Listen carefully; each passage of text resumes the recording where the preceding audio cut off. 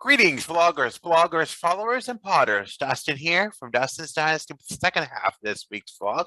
As I mentioned, this photo from the background this week is from March of 2020. And we've been talking a little bit about March of 2020 in the first half of the vlog, but I want to conclude with that, that we did talk a little bit about hitting rock bottom, but we're not going to talk about that because we've already covered that, when we've hit rock bottom. But we're going to talk about going forward.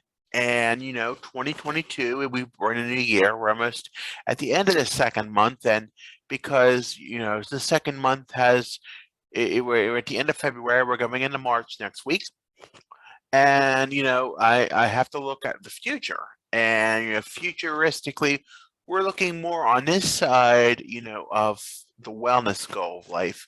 You know, as you can see, or as you may know, I'm not the healthiest person in the world.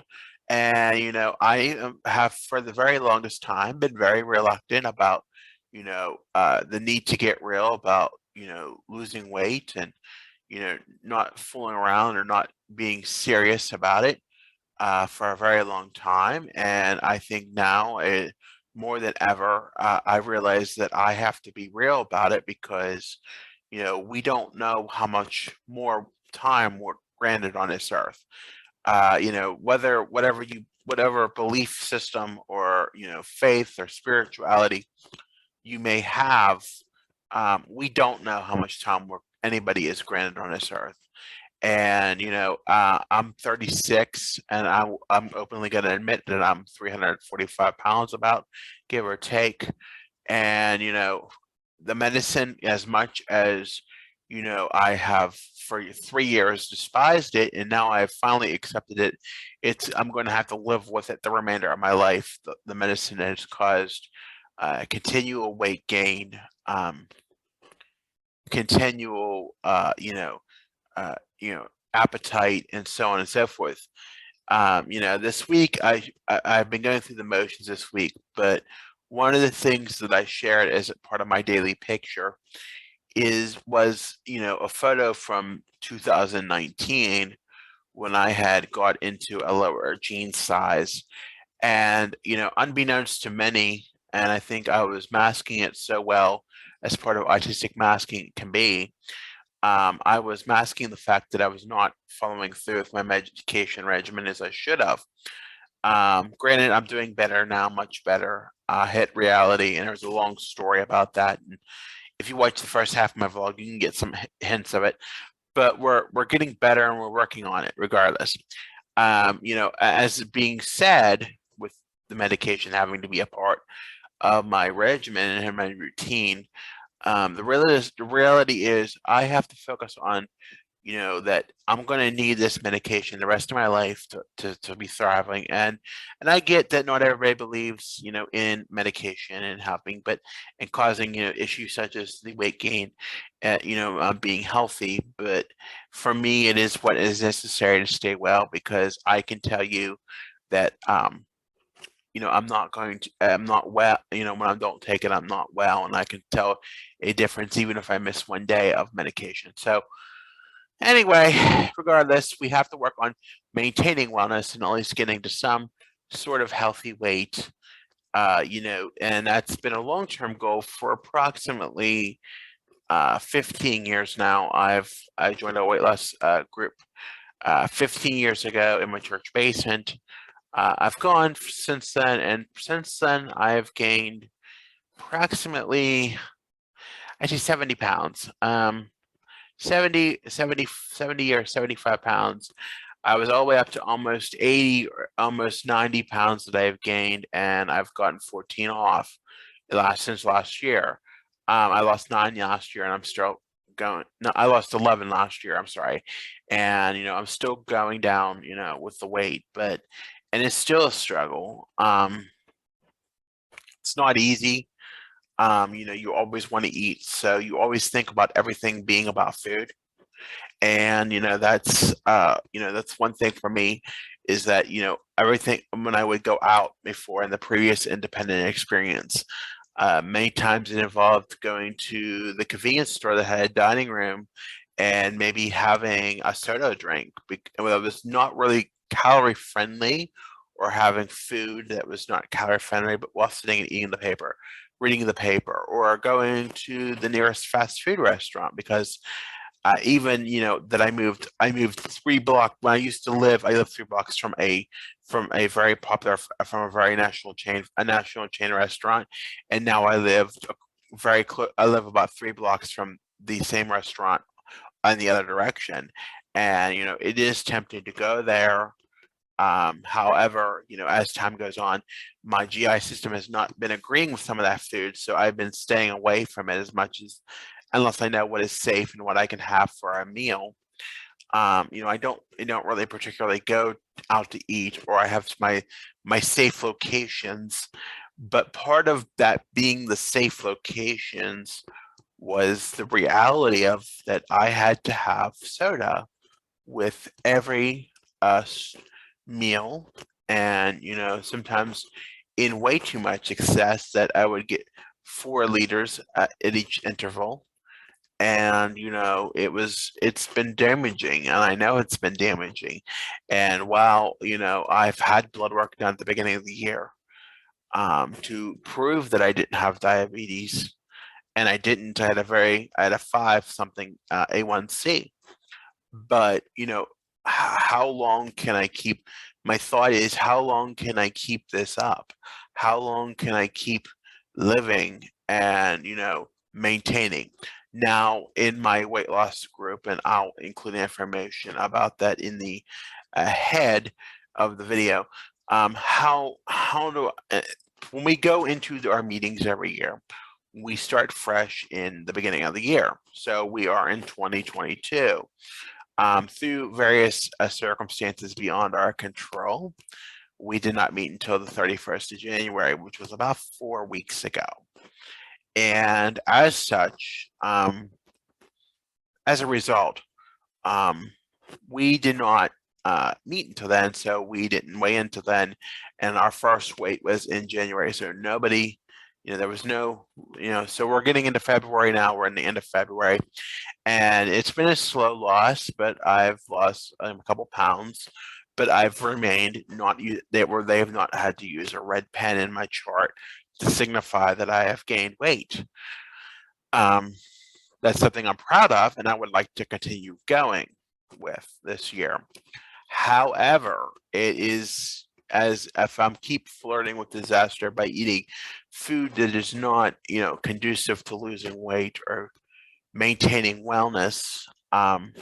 It hinders that opportunity each week to maintain that standard that I want to follow of keeping in the black. And I keep flirting with it, just like anything else that I keep dancing around about and not getting real about. I don't see it as reality. And I think sometimes you have to hear the truth to something, and sometimes the truth hurts when you have to hear it. Hearing that I know that people say things that are hurtful to me, like well, you shouldn't drink that soda and you shouldn't drink that tea. And sometimes it's made to us as a family member that has a true concern, or sometimes it's just somebody who's addressing a need, to a whole organization or a community of people, that is not, that is a concern, and that they want to do their part to help in your endeavor to better yourself by engaging more, drinking water. And the funny thing is, if I really want to do it, if you put your mind to anything, and if I can do it, I'm very resilient, and I can put my mind to anything that I do. But sometimes I think we get astray, or we our mind gets into a certain mindset, and we just steer clear of something because it's fun and it's entertaining, and we think it's cool, or we think it's hip, or we think it's happening, or we think we like the flavor, or we get addicted to the flavor.